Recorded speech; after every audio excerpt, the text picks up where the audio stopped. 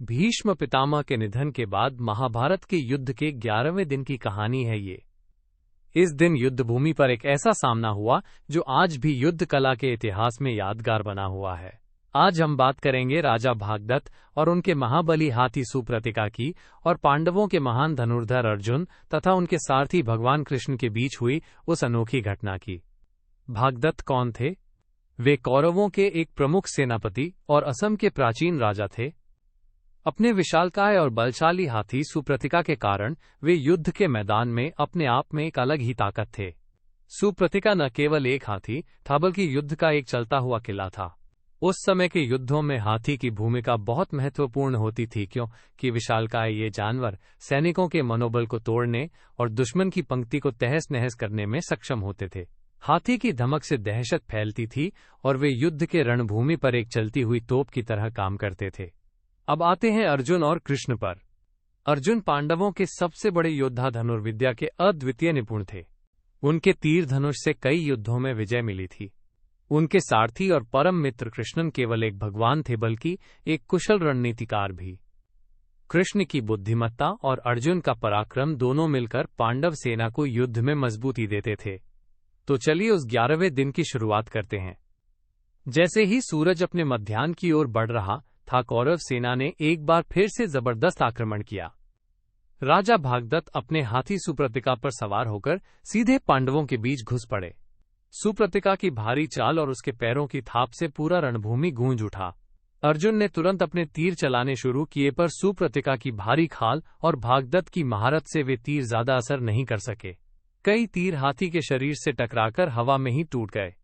युद्ध में हाथियों की महत्ता समझने के लिए एक बात जानना जरूरी है। हाथी न केवल आकार में विशाल होते हैं बल्कि उनकी शक्ति और स्थिरता दुश्मन के लिए बड़ी चुनौती होती है। पुराने समय में युद्धों में जब तलवारें और भाले सीमित दूर तक मार पाते थे, तब हाथी की मजबूती और ऊंचाई से उनका मुकाबला करना मुश्किल होता था। वे सैनिकों की कतारों को तोड़ने, दुश्मनों के घोड़ों को भयभीत करने और रास्ता साफ करने में माहिर होते थे।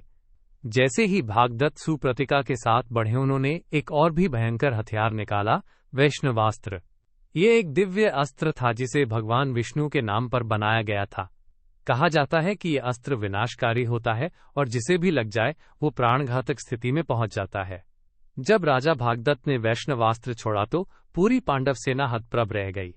अर्जुन भी चौंक गया, क्योंकि ये अस्त्र सीधे उनके और कृष्ण के लिए खतरा बन सकता था। लेकिन यहाँ कृष्ण की दिव्य बुद्धिमत्ता और उनकी दिव्यता का परिचय हुआ। कृष्ण ने बिना किसी भय के उस वैष्णवास्त्र को अपने शरीर पर ग्रहण कर लिया।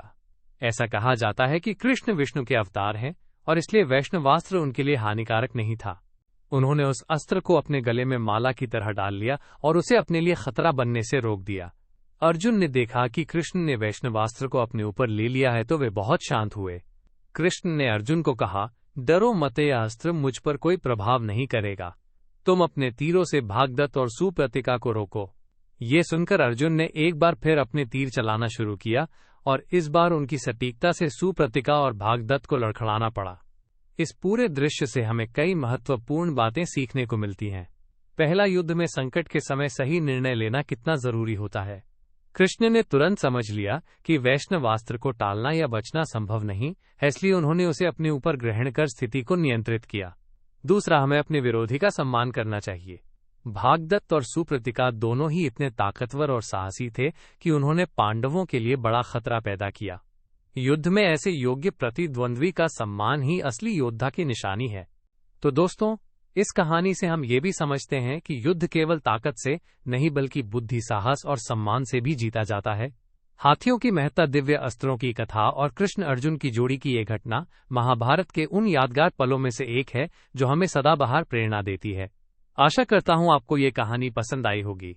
अगली बार मिलेंगे महाभारत की किसी और अद्भुत कथा के साथ। तब तक के लिए जय श्री कृष्ण।